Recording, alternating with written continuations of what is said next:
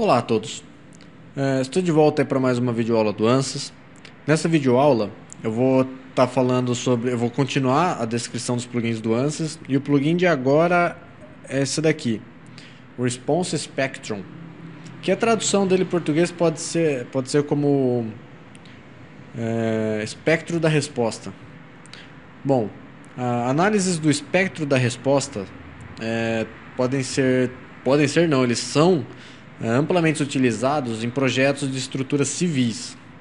Por exemplo, aqueles mega arranha-céus que sofrem altas cargas do vento. Outra aplicação sim, que eu fiquei sabendo que o pessoal utiliza são para projetos de usina nuclear sobre cargas sísmicas. Por exemplo, outra coisa, uma análise de espectro da resposta tem semelhanças com uma análise de vibração aleatória, que eu falei num outro vídeo já. No entanto, ao contrário de uma análise de vibração aleatória, as respostas de análise de espectro de resposta são máxima determinísticas. Quer dizer, eu vou estar considerando o meu pior caso, é o máximo que eu vou ter. Por exemplo, para uma dada excitação, a resposta máxima, isso é importante, é calculada com base no espectro de resposta de entrada.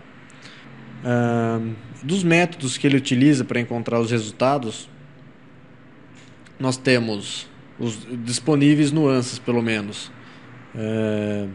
São os de raiz quadrada da soma dos quadrados, que é o famoso SRSS.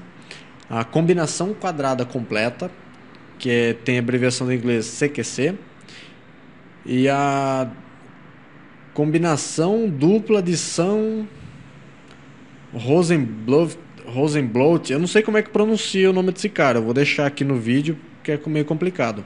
E tem a abreviação do inglês como ROSA, que é ROSA. Alguns pontos que valem ser lembrados.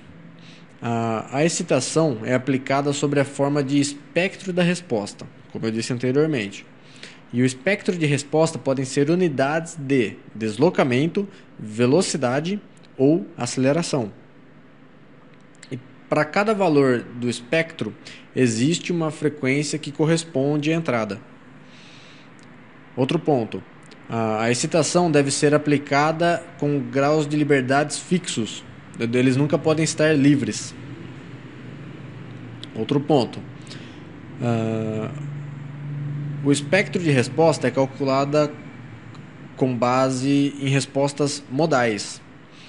Sendo assim, uma análise modal é um pré-requisito fundamental. Não tem como eu fazer esse tipo de análise sem uma análise modal. Outro ponto. Se eu tenho como interesse a resposta, a tensão de resposta, que é o estresse, é necessário eu estar habilitando a opção de cálculo de estresse na análise modal, ou estar colocando o plugin de análise estrutural antes da análise modal, que ele também calcula. Na verdade, ele não calcula, ele apenas traz o resultado, então eu tenho que usar outro plugin para calcular. Outro ponto. Como uma solução é necessário uma nova solução para cada tipo de entrada. Por exemplo, sejam elas, se eu quiser, por exemplo, deslocamento, velocidade e aceleração, eu preciso de 3 entradas, 3 saídas distintas, né? E vale lembrar que o ANSYS ele não é o melhor software para esse tipo de análise que eu falei. Por exemplo, análise de simulação sísmica, essas coisas aí. Ele até resolve o problema, mas ele não é o mais importante. Vale lembrar mais uma vez que os resultados desse tipo de análise são em termos de resposta máxima nas minhas condições.